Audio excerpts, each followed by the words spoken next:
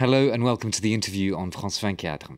As tensions mount in the Russian-speaking Crimean Peninsula, Ukraine's interim president has warned of a risk of separatism. Some members of Russian-speaking organizations in the east and southeast say that the upheaval in Kiev offers an unprecedented opportunity to seek a new status in Ukraine and to forge even closer ties with Moscow. In the background, Russia's President Vladimir Putin has put troops on alert in the Western Military District. That area borders Ukraine.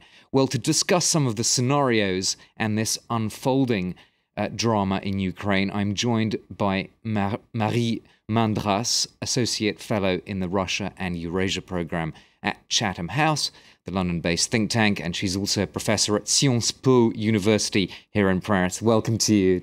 Hello. Do you think that Ukraine is heading for a split? No, I don't think so. I don't think the problem of Ukraine is an explosion in two or three parts. The real question is the Crimean Peninsula. And that's, I think, really a separate issue, but a very hot issue. For the rest of the provinces, Ukraine is not divided neatly in two parts, eastern provinces and western provinces. It's much more differentiated. Yes, there are two or three provinces in the east that are more industrialized and in crisis, and where you have quite a significant amount of people speaking Russian at home. And in the western provinces close to Poland, yes, people mostly speak Ukrainian at home. But you also have Kiev and other central provinces and southern provinces. So it's a much more diverse picture than what the Russian authorities would like us to think. And I do not see today a risk of troubles in the eastern provinces. It seems to me that all of them have accepted the new government and the new head of state, acting head of state. So besides Crimea, I do not see any major danger. We have heard, however, some leaders of Russian-speaking organizations in places like Kharkiv, so not in the Crimea, saying effectively that they don't really accept these new authorities. Yes. You think that's... But you also have Russian speakers in Kharkiv who say the opposite. Yes, indeed, yes. There was a pro and anti-Maidan movement in Kharkiv. Ukraine is a big society, 46 million people. Not everybody agrees. And, you probably have noticed also that on Maidan, there were several parties with quite different, political, let's say, programs, and but still work together. So I think it is quite natural that people are discussing. Also, many Russian speakers are simply worried. They're worried of what's going to happen because they felt, in a way, under the protection of some of, the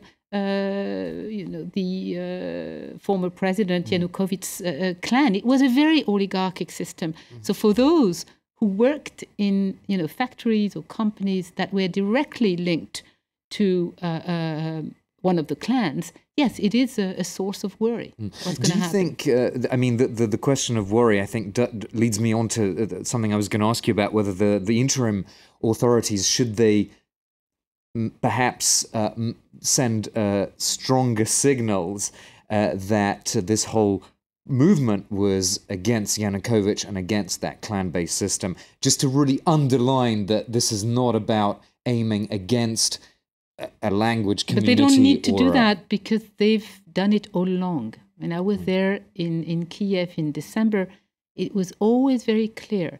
And the number one slogan was, Yanukovych and all the bandits out. So it was, I think there is no ambiguity there.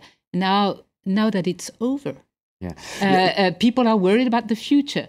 But, until 3 days ago, people were worried of more and more violence. I'd like to focus on Crimea for a minute, though, Yes. nonetheless.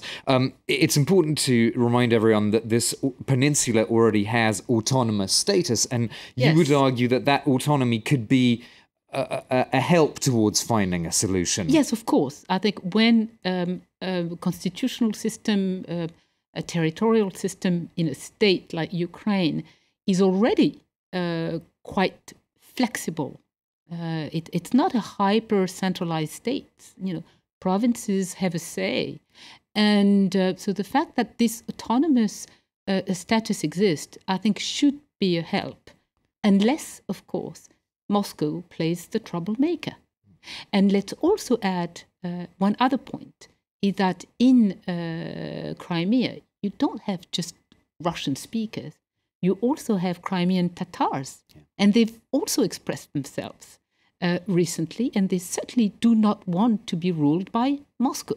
Because the problem is not just Russian or not Russian, but is to be ruled by Putin's regime, which people in Ukraine very well understand that it is not a democratic and liberal government. Do you see any signs of a replay of 2008 with the war in South Ossetia? No, I don't see that. Because Putin is not a terribly brave person. So I think going for a military confrontation in Crimea today would be much more risky than playing the very small South Ossetian people against Saakashvili in Georgia, in 2008.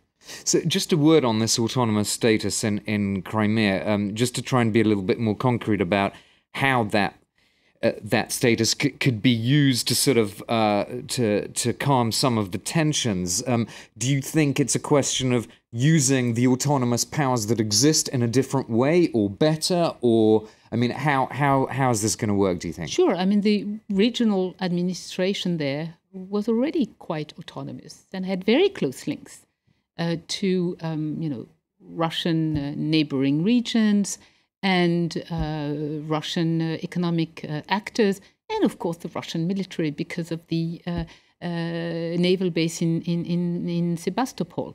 So yes, the situation is a situation of autonomy, and the thing that is very important, I think, is that can be negotiated with the new government and the new parliament later as the most productive alternative. To try and change this would necessarily mean that Crimea is ruled directly by Moscow. I want to come back to a point you made, which is very important, about the oligarchs and how people were demanding, a new kind of system. Do you think that it's just going to be business as usual, though, with oligarchs simply switching their allegiances as they have done when the colour of administrations have changed in Ukraine? No, it's a good point. I mean, the oligarchs in Ukraine played an important role because they. So some were closely related to Yanukovych's clans. Yanukovych himself was an oligarch, and his son had become incredibly rich just in 3 or 4 years. So yes, those people are down, and they have to, find new loyalties, let's say. But Ukraine is not Russia, and in Ukraine, all those years, quite a number of entrepreneurs and or oligarchs, they tend to call them there, were already quite independent. And you didn't need to be 100% loyal to Yanukovych.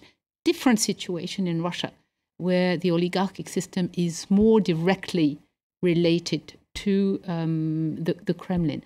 What we've seen in recent weeks is that no one in the oligarchic world, inside society, in political parties, no one has tried to save Viktor Yanukovych.